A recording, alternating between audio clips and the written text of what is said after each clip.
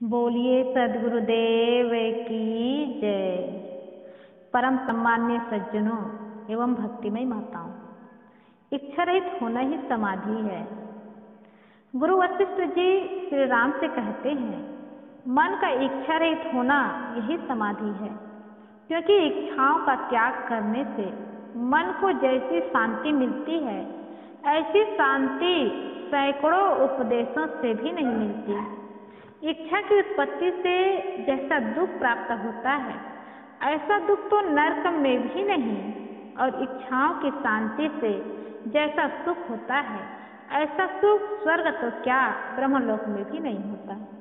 इसीलिए सदगुरु कबीर साहब ने कहा है, चाह गई चिंता मिटी मनुआ बेपरवाह, जिनको कछु नहीं चाहिए सो साहन पति साह।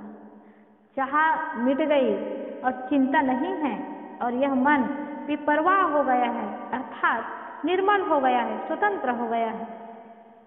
जिनको किसी भी चीज की इच्छा नहीं, वही सम्राटों का सम्राट है। इच्छा क्या है? इच्छा का अर्थ है चाह। चाह की पूर्ति के लिए मन में गढ़े गए विविध आकार। मनुष्य की चाह है सुख, और सुख के साधन में गढ़े गए रूप है इंद्रिय प्रत्यक्ष प्राणी पदार्थों का विस्तार, और परोक्ष देवी देवता ईश्वर स्वर्ग आदि की कल्पना।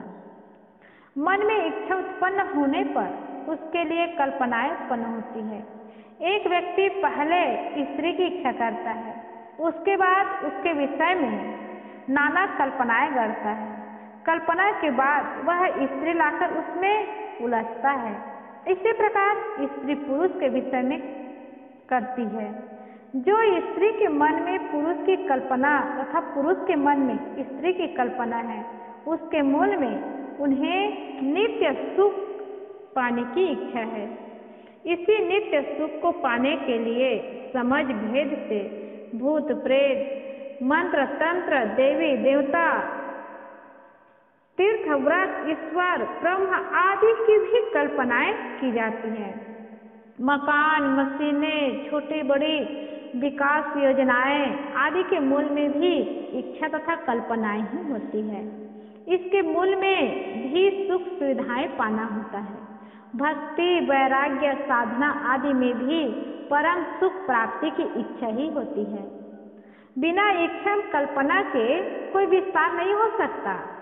जो कल्याण तथा जीवन निर्वाह में सहयोगी है, वे इच्छाएं एवं कल्पनाएं तो ठीक है, परंतु जो जीव को भटकाव में डाल दे, वे माया रूप है। अपनी आत्मा से अलग जहाँ तक परम सुख मोक्ष या परमात्मा पाने की इच्छा एवं कल्पना है, सब माया है। यह इच्छा या कल्पना जीव से पैदा होती है। इस कल्पना रूपी नारी के हाथ पैर मुख जीवा प्राण आदि नहीं होते, अर्थात यह जीव की मनः कल्पित होने से कोई स्वतंत्र सत्ता वाली नहीं है। वह मनोराज्य मात्र है, परंतु इसे देखकर संसार के सारे लोग भय पूर्ण होते हैं। सब भय तथा भ्रम में पड़ गए हैं। मनुष्य की इच्छा और कल्पना के विस्तार में ही तो भूत प्रेत देवी देवता तंत्र मंत्र लोकांतरों में स्वर्ग नरक और तरह तरह के ईश्वर परमात्मा बनाए गए हैं। मनुष्य की कल्पना के विस्तार में ही तो समस्त मान्यताओं का जाल फैला है, जिसमें जीव स्वयं भटक गया है। स्वयं जीव ने कल्पना नारी खड़ी की और उसमें स्वयं उलझ गया। इसी इच्छा और चाहनाओं में आदमी हर्ष में पीड़ित रहते हैं, दुखी रहते हैं, चिंताग्रस्त रहते हैं, और उसी के कारण जीवन नरक बना रहता है। इसलिए श्री पुराण साहिब जी ने कहा है, निर्धनिक कुछ धन चाहे धनिक चाहे विशेष, विशेष कहूँ विशेष चाहे होवन चाहे नरेश, नरेश चाहे इंद्र पद इंद्र चाहे रंजीत, असुर चाहे सुरपति बनन, यह तृष्णा की रीत। यही तृष्णा की रीत है। यही इच्छाएं हैं जो बड़े से बड़ा बनना चाहते हैं, लेकिन चाहनाएं कभी की पूरी नहीं होती। नहीं इच्छा पूरी यहाँ, नहीं जीवन इकरार। हर इच्छाओं की पूर्ति नहीं हो सकती। एक बार एक चूहा के मन में हुआ, हर समय मुझे बिल्ली से भय लगा रहता है, इसलिए मैं बिल्ली बन जाओ तो कितना अच्छा। वह भगवान के पास जा करके कहने लगा कि मुझे बिल्ली बना दो, तो उसको बिल्ली बना दिया गया। वह बिल्ली बन करके कुत्ता से भय खाने लगा, फिर जा करके कहने लगा कि मुझे कुत्ता बना दो, कुत्ता बना दिया गया। कुत्ता बनने के बाद वह घूमने लगा, और जब घूमने लगा तो देखा कि जंगल में एक हाथी मस्त मौला था। तो उस मस्त मौला हाथी को देख करके फिर प्रार्थना किया कि मुझे ऐसे हाथी बना दो। उसको हाथी बनाया गया। एक बार वह हाथी ऐसे घूम रहा था, और जब घूम रहा था तो उसको राज दरबार में ले जाया गया और राजा के यहाँ रखा गया। एक दिन उस हाथी में राजा रानी दोनों सवार होकर के घूमने निकले, और जब घूमने निकले तो हाथी के मन में हुआ कि राजा बैठा ये तो ठीक है, लेकिन रानी मेरे पीठ में बैठे ये मुझे ठीक नहीं लग रहा है। वह मचल गया, और मचल गया तो राजा रानी दोनों गिर गए, और जब दोनों गिर गए तो राजा अपने को न देख करके रानी को उठाने लगे, और उठा करके उस कपड़ा उसका झाड़ करके कहने लगा कि तुम्हें कहीं चोट तो नहीं आई, तकलीफ तो नहीं हुई। राजा का प्यार देख करके हाथी के मन में हुआ कि रानी बनने में मजा है, काश रानी मैं बन पाता। और वह फिर गया और जाकर के कहा कि मुझे रानी बना दीजिए। भगवान ने कहा सच तेरी इच्छा कभी पूरी नहीं होती, इसलिए जा तो फिर से चूहा बन जा, और फिर से उसको चूहा बना दिया गया। ये तो एक कहानी है, कोई चूहा से बिल्ली, बिल्ली से कुत्ता, कुत्ता से हाथी नहीं बन सकता।